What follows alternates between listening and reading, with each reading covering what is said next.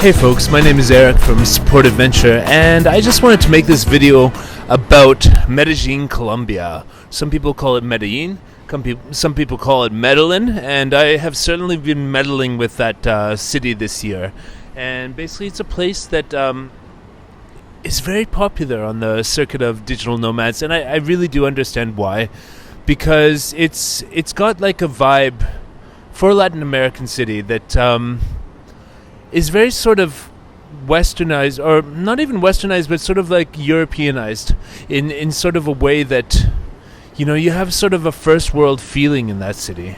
And it's a great place to start your journey as a digital nomad, especially if you want to work during American business hours, because, you know, most of the year it's on Eastern, or the other part of the year it's on Central American business hours, and it's just a really affordable place to get going, and it's really easy to have a good experience there because the locals are super friendly, and it's just a great place to start your journey because, well, all of the basics like food, internet, and accommodation are easy to find, and you can stay there 90 days as, you know, for example, Canadian or American who's just going and checking out the country for the first time, and then you can get an extension for another 3 months. And it just seems to be a place where you can go and be a digital nomad easily. And also, if you want a place that you can learn the language, Spanish is one of the easiest languages for a native English speaker to learn.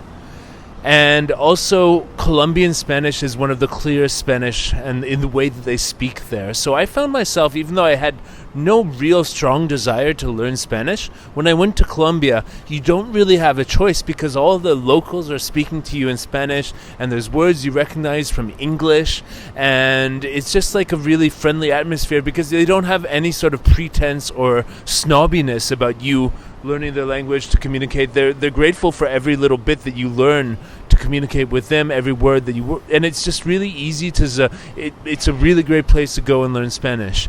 And you know, the cost of living there is, you know, you can get great deals on apartments even through Airbnb, where it's, you know, I think this year we rented an apartment which was like 3 bedrooms, and it cost something like 20 or 25 euros or US dollars a night. I can't remember exactly, but that was with 3 bedrooms in a really nice neighborhood called Laureles. And a lot of people go to Medellin and they actually start in a neighborhood called Poblado, which is a little more upscale and a little more isolated from the rest of the city. I stayed there a little bit, and it's also the center of most of the nightlife, so it attracts a lot more you know, hustlers and petty criminals and stuff like that. So I would stay clear of Poblado and go into Laureles and Belen. In fact, I found this great intersection, which is also a nightlife center, but not as, you know, gringo-y as over there. It's the intersection of 80 and 33 streets. So around that area, I found really good for a sort of non-pretentious place to go and be an expat, and a really nice local culture with lots of really friendly local people who are actually like really engaging and happy to see you there, enjoying their culture. And yeah.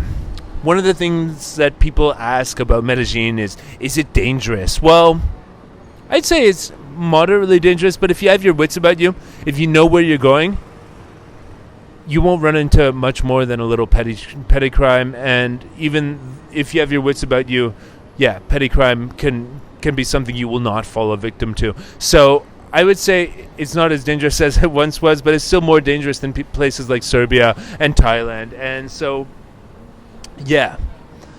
But the key thing about this place is that it's really friendly and it's really accessible, both to just go and live there and try it out. And, you know, it's just a place where you won't put up with a lot of hassle. There won't be any third world problems, you know.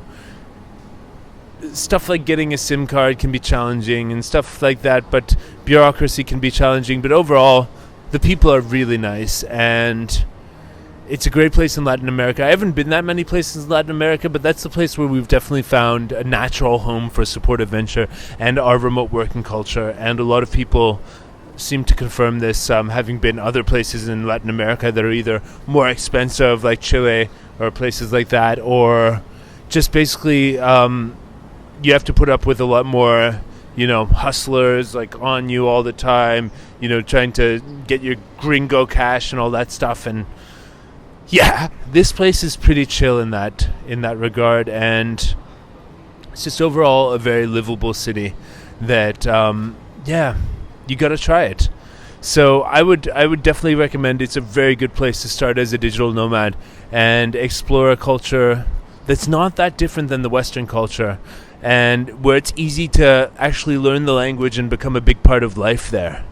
So that's my recommendation. And write in the comments below what other places in South America or Latin America you would envision Support Adventure being good for. We're looking for places where you can have a good life for, $1,000-ish a month. And I don't know, I want to explore more down there. Maybe Argentina and Mexico would be good options as well. So thanks a lot, guys, and thanks for tuning into the Support Adventure YouTube channel. Take it easy.